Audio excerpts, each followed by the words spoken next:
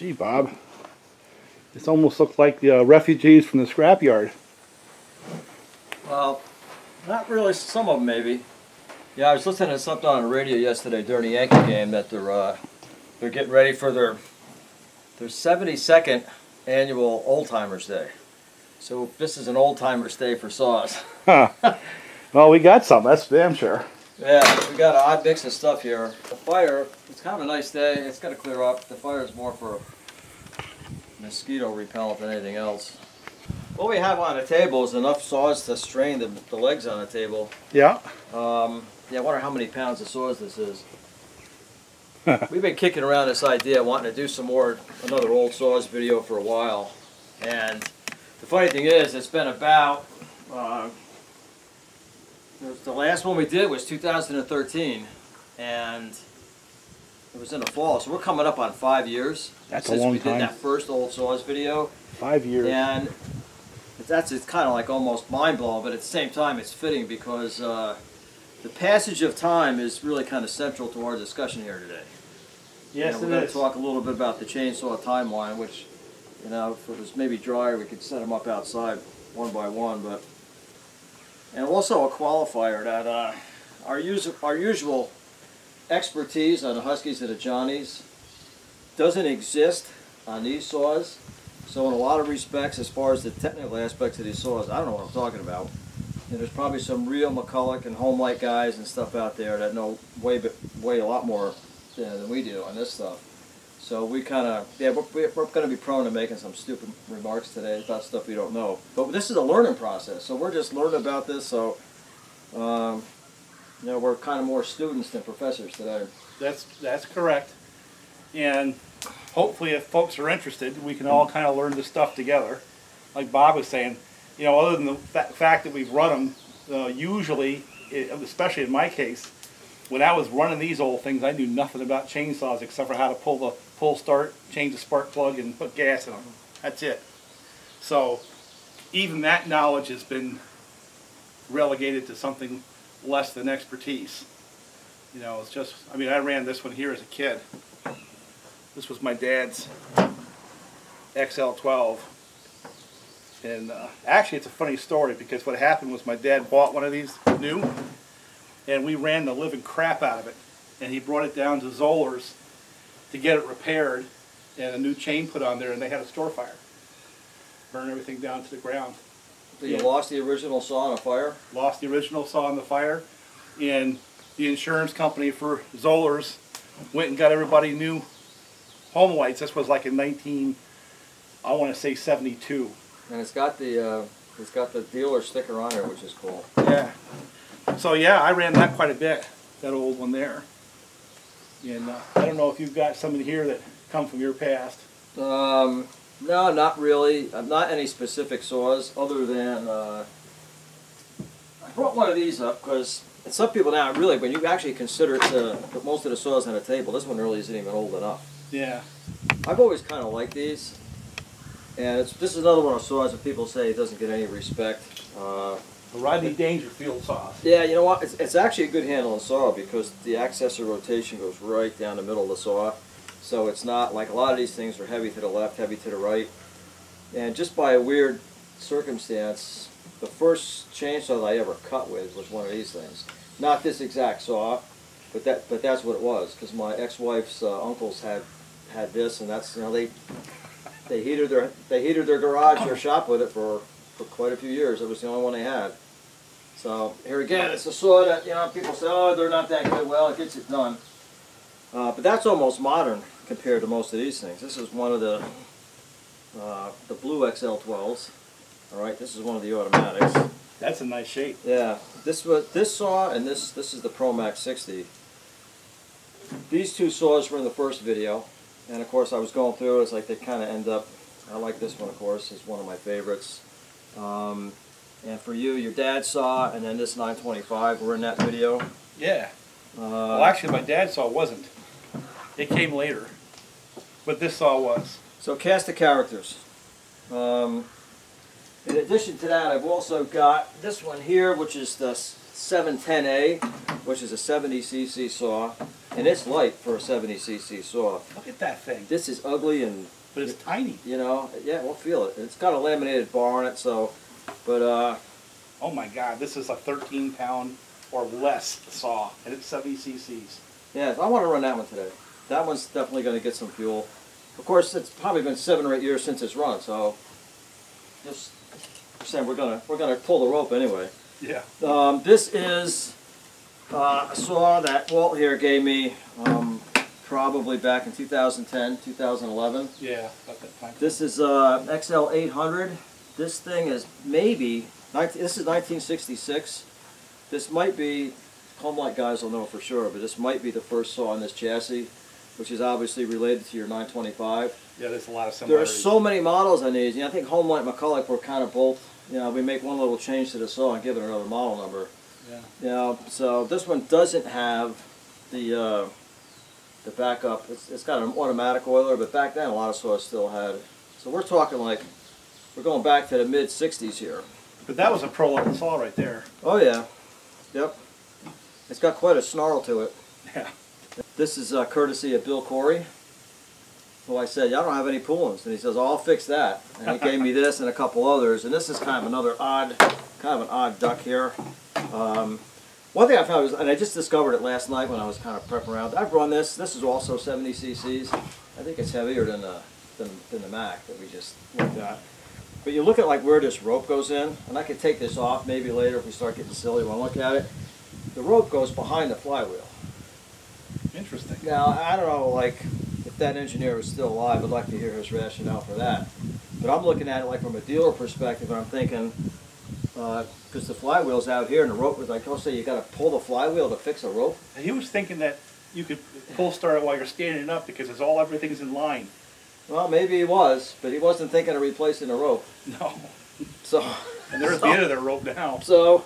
Owned by Husky. So that enters that one. The rest of these on here are Walt's, and you can talk about them. Well, I don't know much Some of about these are just props. Yeah. And for part of when we get to the timeline discussion, stuff like this. Well, I wanted this one here because of its muffler. Look at that thing. It's like an old RCA Victrola. Yeah. A bluey pipe. It's missing a piece, I think. Yeah. But now, aren't those? There's a lot of saws that were based on that AH-47. Yeah. Right? I believe that's one of them. And here's another one over here. That's a David Bradley. I got these from a fella down south of here, and they were gifts. The one with the holly on the back, that's a David Bradley. I honestly don't even know what that white one is. We could probably figure it out today. Well, there's some kind of tag on it. Yeah. But it's mainly complete, and I believe it turns over. Oh, it's Montgomery Ward's. A monkey ward. You know what this is for? This is to make sure it catches all the rainwater when it's sitting outside the back of a truck, to make sure that water gets into the bottom end. That's what that's for. This is a Harley Davidson. That's what it says on there. In fact, it's a David Bradley, and it actually has compression and spark. It'd be fun to try to get that to run. Maybe if you get it to pop on a squirt, that'll be good. that'll be entertaining enough. You see this one run here. This is a 660 McCulloch. I have a 650 back in the garage I got running too. It's just how many can you put in the back of a pickup truck, you know? And this is my lemon bar for it. And it was funny because I got all this grief about guys. It's supposed to have a 36. I know, but I don't want to carry a 36-inch freaking bar around, and I can carry that around a little bit. That saw's heavy enough without a bar. Exactly. So this is the general cast of characters. There's a couple of cameos that'll show up during the day, kind of like the new generation saws. And we got this stuff kind of laying around in the shack. I don't know what's in here yet, but this was a donation of Newell stock parts. Bob and I are going to have to rummage through that at some point. One thing I see that you should be doing is this other project saw here has the bar spikes on it. You should migrate those over to your dad's saw. Either that or just get that one to run. That's a clean one too. Look at that thing. This has been sitting around in the sugar shack. See, there's a climbing saw. Look at that short bar on that thing. Bob's got this picture. We got to bring that thing out. He's got this picture of some dude up in a tree with... Well, we're going to do that. I think what we've got to do now is we're going to clear the deck here, and we'll do a little run through this timeline, so to speak. Yeah, we can do that. I'm going to go clean up the grass a little bit too with the... All right, I'll clear the table off and do that, and then you can mess around with that weed eater thing. Yeah, it's a little bit wet today. We plan to get out in the woods and do some work with some of these old machines. But if it starts raining, that bench right there is going to do most of the work, holding up that weight. There may be a thunderstorm later. It's going to clear up. Yeah. All right, it's a little bit later. I put a little time knocking down the weeds with that sickle bar thing. Does Husky have one of those, Bob? Yeah. It's just like a long reach hedge trimmer. Yeah. It's not you can't really call it a sickle. But that's why you can go through some of the bigger material that you were doing without, like you wouldn't be able to do that with a string trimmer. Wow, there's a breeze out here. Yeah. And the sun's coming out. Look at this. Yeah. You're the one who wanted to start the fire. Well, I wanted to get rid of the mosquitoes. It does a good job. So we had a pull-on race, and he was yanking on that one while I got these 4 started. I think he got the one McCulloch started about the same period of time. No, I had 2 of them. Well, I only ran 1 saw yesterday. The one had a clogged screen. Somebody's saw's been sitting for 7 or 8 years. You started all yours up yesterday so that you'd look good this morning. Yeah. Anyway, back to the subject at hand. What's this thing going on here? Well, okay. This saw doesn't belong. It doesn't. All right, but we're doing we need this to make a point about the passage of time. We were joking before about like 5 years since we did the last old saws thing, okay? Now, this is 2018. The 372 is given away to the 572, okay? So if you go back 20 years on a timeline, you had this, okay? It's a good saw. And but that's a passage of 20 years, and it still would be considered a modern saw, other than going from the rubber mounts to the spring mounts. I mean, how much significant things have changed, right? It's got all the, it's got the safety stuff, so that's 20 years. Yeah. Okay? Now, to illustrate another point, we can just set that aside, okay? Put it on the ground. All right. Now, this was one of the revolutionary saws to come out, revolutionary designs, okay? Which the XL12s came out. This is an automatic. It's a little bit after, but this saw came out like in 1964. That's a nice looking saw right there. Okay, not this. This isn't this particular saw is 1964, but these blue XL12s came out in 1964, right?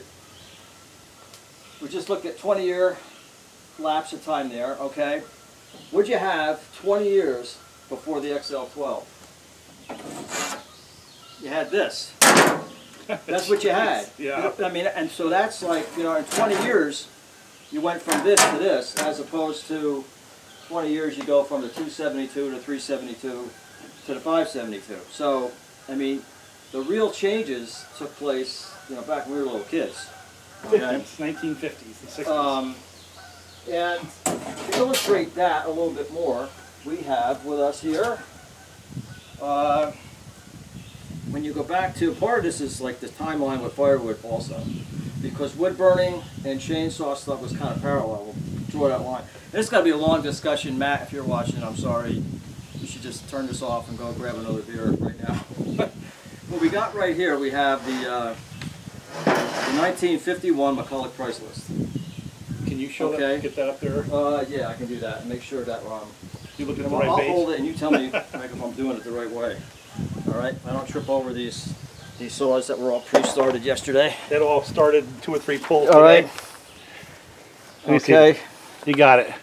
All right, 1951. You'll see this is a 2-man saw. This is the 325. I'll show a picture of it. And a guy who's definitely not wearing his PPE. Yeah. The 325 is a 1-man saw. It was referred to as a bantamweight, and it certainly wasn't. What you also got to notice here is if you wanted that saw with a 2-foot bar, you're looking like $335. This is in 1951 dollars if you're going shopping for saws. The multiplier from 1951 to 2018 is 9.86. I looked it up yesterday, which is roughly 10. So in today's dollars, that's a $3,300 saw. All right, and this is a picture of it. Now $295 is with the with no bar on it. Look at that, it's got a lightweight bar. Oh yeah, it's a lightweight bar. That's why they call it the bantamweight. Okay, you could have bought it with 18 or 24-inch bars. You could have got the bow bar option. Then you got this guy in a sleeveless shirt and his Marlon Brando motorcycle hat sitting up in the tree holding on to this big saw. He probably had that on a belt loop. All right, so this is what was like, you know, in the early 1950s. And we got a couple examples of giant, heavy saws that were very expensive. So saws back in the 50s and early 60s, it's like this nonsense. These are like lawnmower engines, you know, with bars and chains on. But they were lightweight saws in their time. Well, in their time, that's all the technology really could do. So here's a lemon saw. No, it's got the small bar on it. These things are just, I mean, how long was your... And this is why a lot of people were still will go out and cut with an axe. Part of what this discussion is about is, because anybody that's watching this, unless you're making a living with a chainsaw, you know, as a hobbyist, the only thing you really get to cut, unless you're just going out and wasting logs doing cookies to test some of your mods, is you're cutting firewood. It's probably the only real productive thing that most of us do. You know, obviously, you know, in the 1800s, everybody heated with wood. Until like the late 1800s, coal began to take over, like in urban areas. But as late as World War II, you know, wood heat was still like 20% of the heat in the country. And still, we're talking before chainsaws. You know, so how did all this work get done?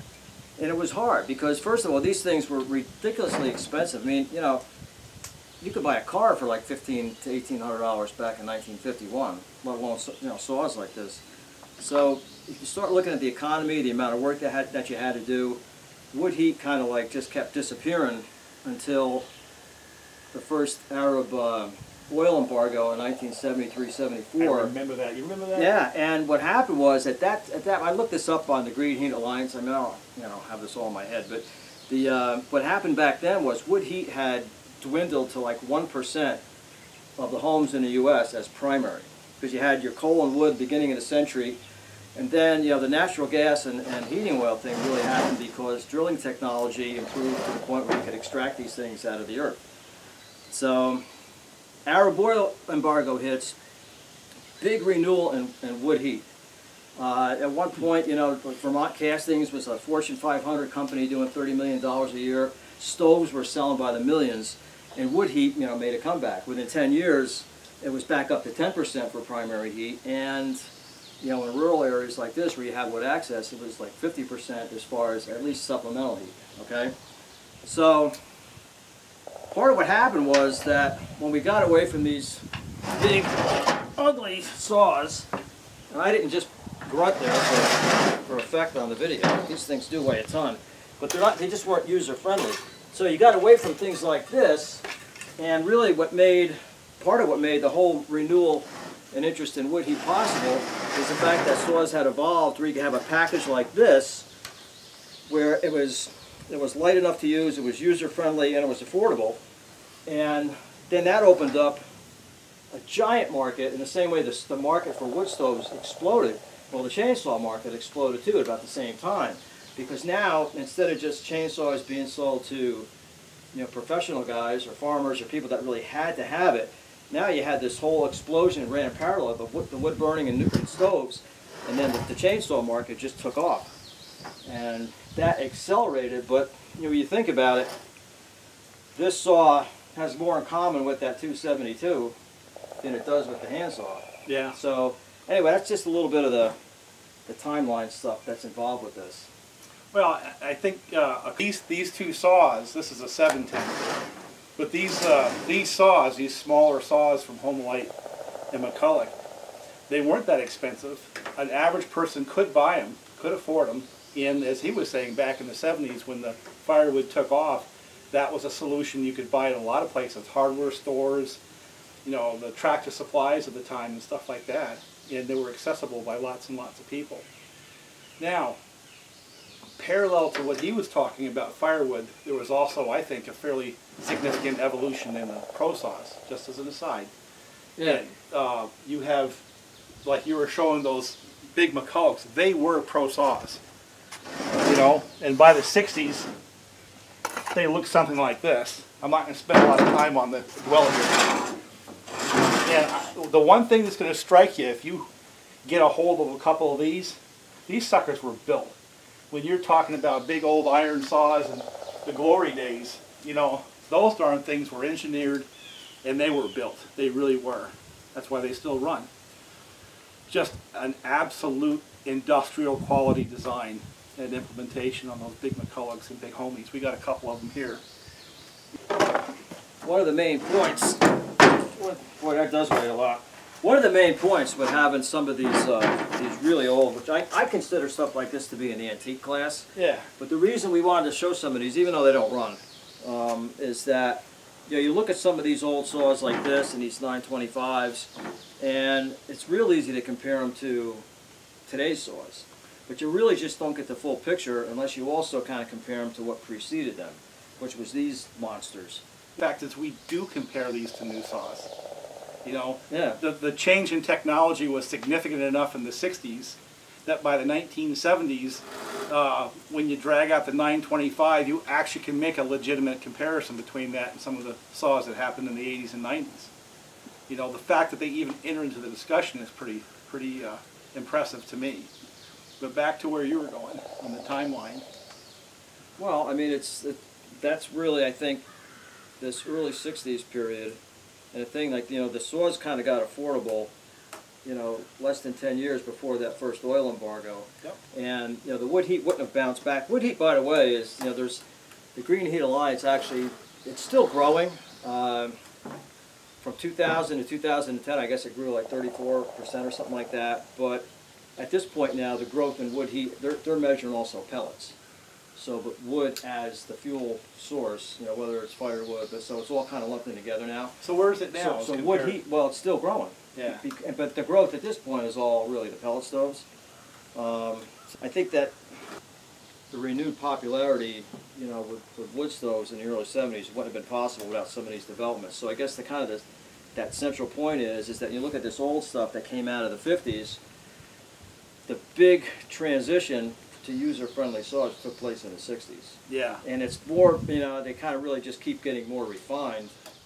The basics were already done by then. Yeah. All right, we're going to try to get them all going again. Does the blue one need to be moved over? Nope, they're all pretty much right there in view. I think one of the big differences you have when you get into these old saws, that's what's really exciting is not how fast you get through the piece of wood. It's how fast you get them started. It's if you get them started. Ready? You're going to put your earmuffs on just to idle them? It's just these damn things, you're right, I am. I want to get the full effect without winding them up. And I'm going to do the drop start. I don't care if it's safe or not.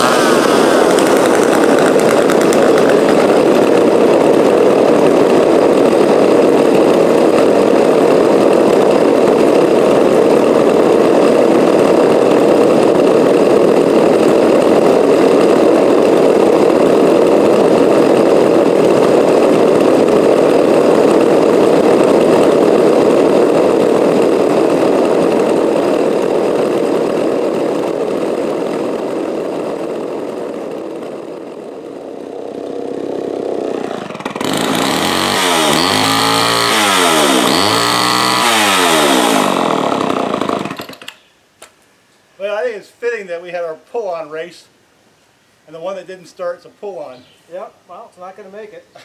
Acting up today. But, yeah, you run into these old saws. That's kind of thing. This one almost seemed quiet compared to the rest of them. Yeah. I think the next time that Bob and I do a pull-on race, I'll probably take this saw right here. You might win. I might win against that pull-on. Oh, wow. Well, I might remain neutral on the home license McCulloch's, but I guess I wouldn't be considered a pulling enthusiast today. Pack this back up, and no, this is not for sale at any price. I wonder if we got a little gas down on this thing, would it pop? You know, one of the things I find interesting on this, you can tune the mixture right here. Look at that. Got a tuning screw right here in front. Got a metal fuel line that's never going to rot. Gravity fed, so you don't have to worry about diaphragms. See, I think this is a better saw than the new ones. Look at that. It's got a cable for a pull start rope. Yeah, that thing was built at Harley Davidson Holly. You know, I would be remiss if I passed up an opportunity here. You had some fun, and rightly so, at the fact that I'm struggling with that pulling. But it also could be mentioned that you have 3 ProMax 700s. You can't get any of them running. That's true. So that's true. So we all meet our obstacles and roadblocks now and then. You gotta see if you can get that thing to make a noise. That's what I sound like a fireworks going off or something. Damn, I'm tempted to see if it'll run. The only problem is it's stuck on full throttle. I think you nipped my tire with that damn still. It's flat. No shit. No, I'm only kidding.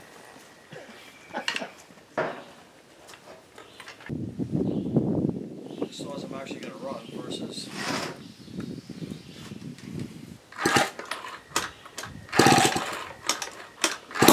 Oh God, it popped. My God, it popped. You gotta be kidding me. This would have beat the pull-on in the pull-on race.